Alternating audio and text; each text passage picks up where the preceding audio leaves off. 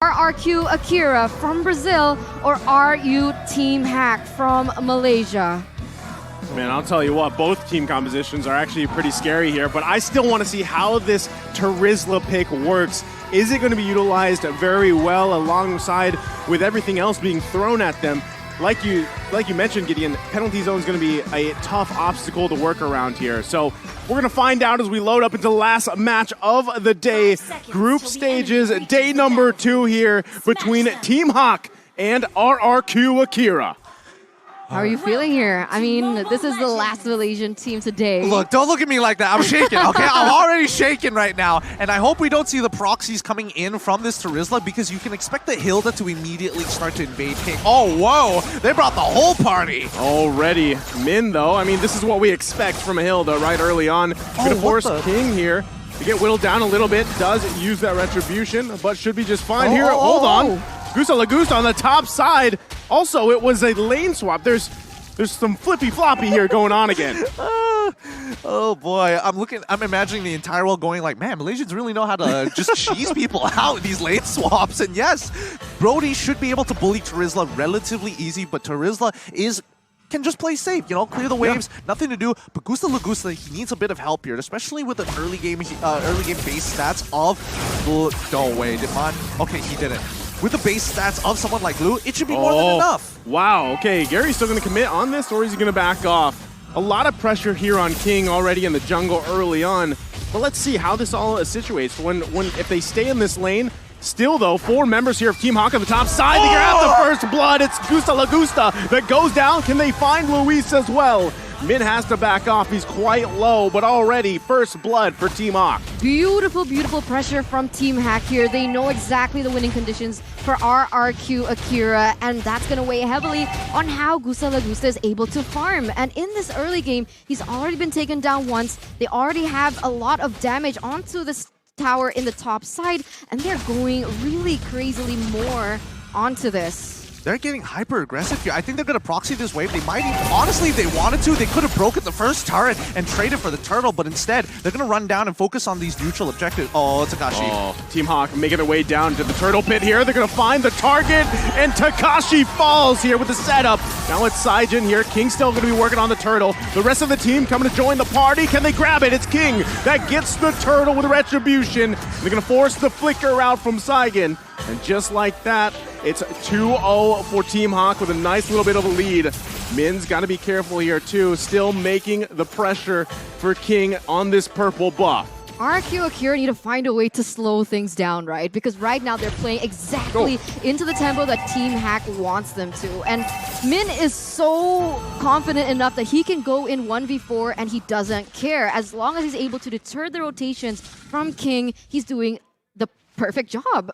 Yeah, I mean, he understands his only problem is, oh, if I'm too low and then I get CC'd, that's when he has a problem. So he's keeping a very close eye on Luis. The moment he moves, he can tell the rest of his team where they should expect the upcoming battle, which is on the top side of the map.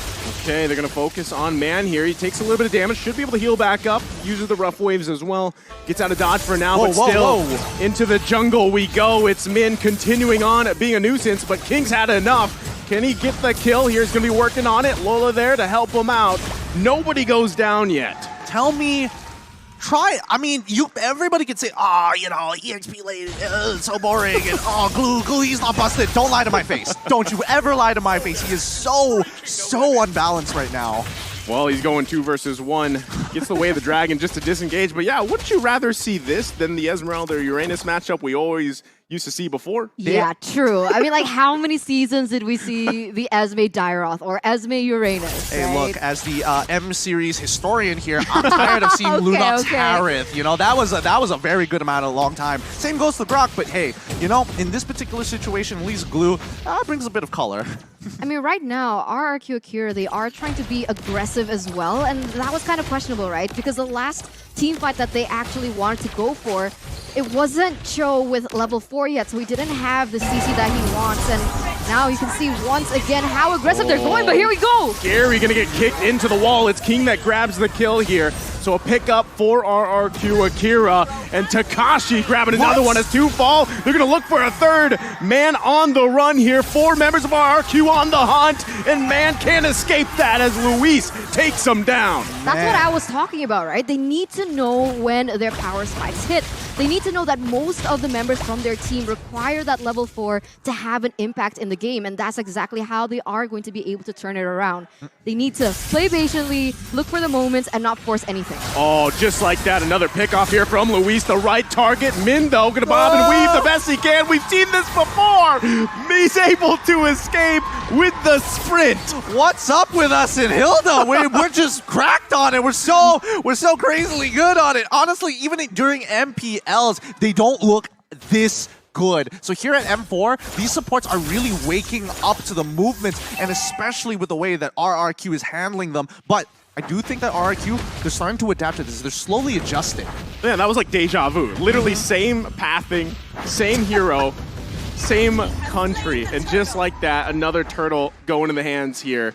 And Team HAQ, look at the lead that they're building, right? It is slowly but surely building in their favor, but I gotta say, RRQ Akira finding moments just like this. It might be another kill here, but Luis, look at the damage coming out! Gary punishing him with the strike, forcing the flicker back. Now it's King there, here to help Gusta Lagusta, and just like that, another pickup. Wow, they didn't actually get the trade kill there. Nope. Okay, good moves coming in from Team HAQ. Just fast guerrilla warfare, in and out.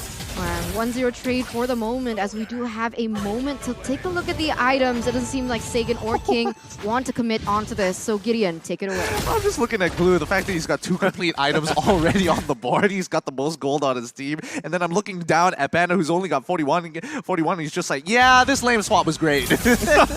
Hey, you know what? You can call it a cheese strat if you want, but it seems to be working, I mean, for the most part, right? Now, how will that continue as the game goes on? Again, you have to look at the small lead that they built themselves up to this point, right? 7 minutes in, they can still work around that. But still, Luis doing an amazing job trying to find any kind of pickup he can with the way of the dragon. So he's got to kind of get past this mid-man combo. King now trying to poke away here. Look at the ultimate also that Saigon has. Already forcing the rough waves. That's big. Conceal play going to be committed here. Lola, though, like you said, the front line. King, though, still going to be committing. They know man does not have the ultimate here. They're going to go in with the flicker. The TikTok play comes out. Lola still trying to survive, but it's Panda that takes out Takashi on the top side. But Min falls here in the mid lane. Lola still on the run. Do they find him? Lola can't get away. Oh, he does, though. Panda there. Now it's Luis that gets taken down by Gary. Huge back play from Team HAQ. 2-for-1 trade here for RRQ Akira, and it seems like they're going to look for more. But they do have the man advantage now to be able to go and center their focus and the neutral objective, which is that turtle. Oh my goodness. Right now, Team HAQ, they're just slowing down the game by, again, just harassing, consistently poking at the opponent. They don't really necessarily need this turtle, but denying it from RRQ is even more important. Oh, they're just going to focus on King here. Look at the damage already. The Retribution came out, too. So Gary just going to go ahead and grab that turtle away. And just like that, Team HAQ furthering this objective lead now. Focusing also in the mid lane. Might be looking to get the tier 2. Can RRQ hold on to it? So far, they do. Oh, this is an exciting match, and honestly, with Team HAQ, the way that they're playing, again, a series of unfortunate events for RRQ. While they were actually looking for that engage in the previous fight, Team HAQ were actually opting to go for a lane swap. So they caught Lola midway into the river, while you see someone like Brody Panda just taking out the first turn, coming down to join the fight, and cleaning up what he can. Yeah, that sucks. Yeah, it's just... That sucks. Like, what can you do? Plain like, and simple. You look at the VOD, imagine, like, Brawl sitting there, it's like, well, I mean, that's just awkward timing, right? What can you really say? Oh, I mean, on top of that, Gary now already has a Malefic Roar, so that is more so going to be shredding into the members of RRQ Akira here. Takashi. Still, though, they're actually able to fight off a little bit here. Man on the run. Not going to find anything just yet, though, but, you know, there's focus on the right places here for Team HAQ. It's RRQ Akira responding to the tempo being set, and a lot of that has to do with man even on this Hilda, like we were mentioning. Let's see if they can play around this. Gary waiting patiently in this death bush, possibly. They know he's there. No one going to commit just yet. Poking back and forth here. As everybody goes back, Lola, though, has to split out of there. All right, we need to talk about the compositions right now. So, because as good as Team HAQ looks right now, in the later stages of the game, they're going to get outscaled by RRQ, Brazil, and oh, they're not going to die this, are they? Man has to be careful here. Still has a flicker, though. Gary gonna get out of there. Luis, though, finding a target. It's Min that falls. Panda, though, punishing Takashi. Naka, they still hold on to the tier 1 turret. Man, 1-for-1 trade for the moment, but in the grand scheme of things, Team HAQ, they are still holding on to the lead. Man, the min-man synergy, the combo that they can actually go for is insane. And you can see that RRQ Akira, they respect it a lot, right? They try and bait that out. They try to bait the ultimate coming in from man out before they try to engage onto anything. But here is the next Lord. We see that Gusa, he doesn't have his ultimate just yet, so that's actually going to be something that Team HAQ can use to their advantage. Absolutely. If Team HAQ get this first Lord, they should be able to get at least a couple of the outer turrets to secure a 5k goal lead. And that's important because, again, Team HAQ are playing for a very early game composition. Oh, there you go! Okay, and Min's not even there, right? He was going to go top side. Now he made his way back down here. Lord reset. They're just trying to get out any ultimates, like going back to the keys of victory here. Whichever team is able to bait out those ultimates, they get that upper hand. Look at the positioning for King and Saigon. They're still working around. Lord still being focused. Bob and weave between both teams, though. They could get sandwiched in here. Panda, though, gonna find Takashi. That's Gary that grabs the kill. Another flicker gonna commit. Man is the one to fall. King on the retreat here. Still, again, a 1-to-1 trade. Lord still for the taking. Honestly, RRQ is just doing a phenomenal job here at slowing down Team HAQ. They just need time, and if they have to trade 1-for-1 while Team HAQ is ahead, it's such a big win for them. Look at that. Min forcing back King. Luis, though, another initiation with the Way of the Dragon, but he gets punished by Gary. Lord's still going to be worked on. Lola flickering out. King has to back off. He's too low. Min, though, Saigon able to grab a kill. Min to fall. Lord still up, working by Gary. And now RRQ getting in position. Lord's going to go in and reset. Gusa trying to focus on this tier 1. Can he grab the turret? Man taking the damage. But he finally clears the minions, and we're back to square one. I mean, after all of that, nobody has gotten their hands on the Lord, and they're doing this really nicely. Team HAQ, they need to... I like the dancing, guys. That's right. I like the dancing. Oh my god, what?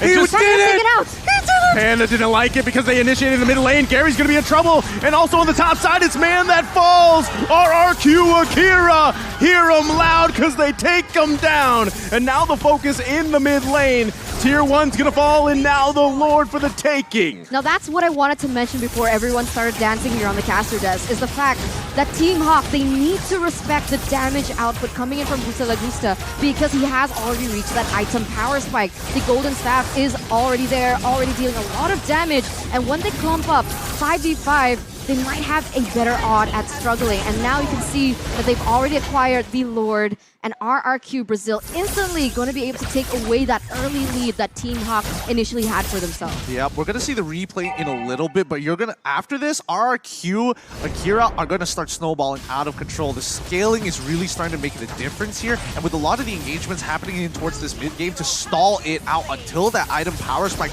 it's putting a huge stall on Team HAQ's plans. They need to end this as quick as possible because at the end of the day, Panda, he has to only farm. And when even at max items, he doesn't scale as hard as Gusta. Oh, they're going to be looking to take out Min here as he's going to be the focus. Takashi going to miss that ult. A little bit short here, but still Min on the run. Can't get away, though, from Saigon as he cleans up the kill. Focus on the tier 2 on the top side. And RRQ just in a comfortable lead right now.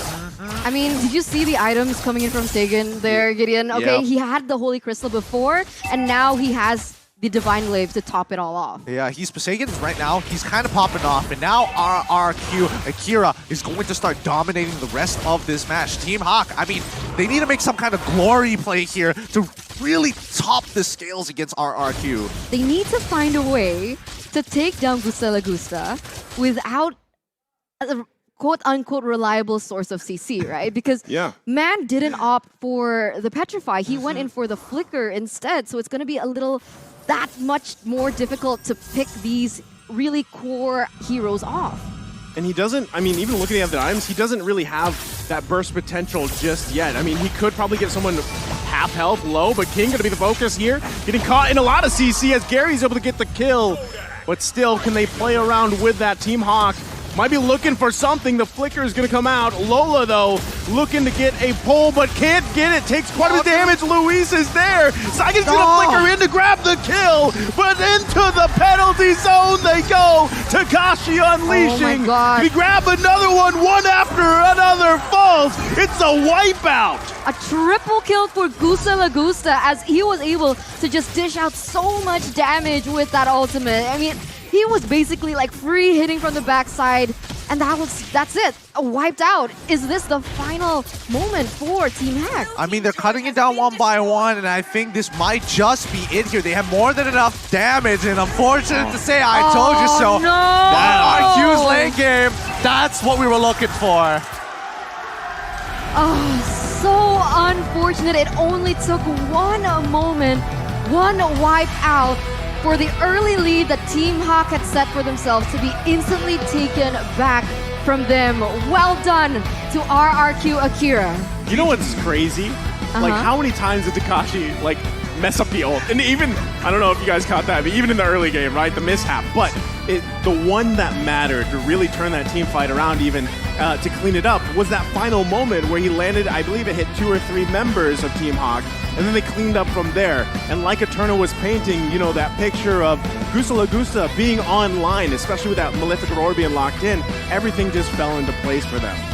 Yeah, I mean, honestly, if we're looking at the way the game was going to go based on the compositions alone, it follows the script, you know? If you aren't able to get that first Lord to secure that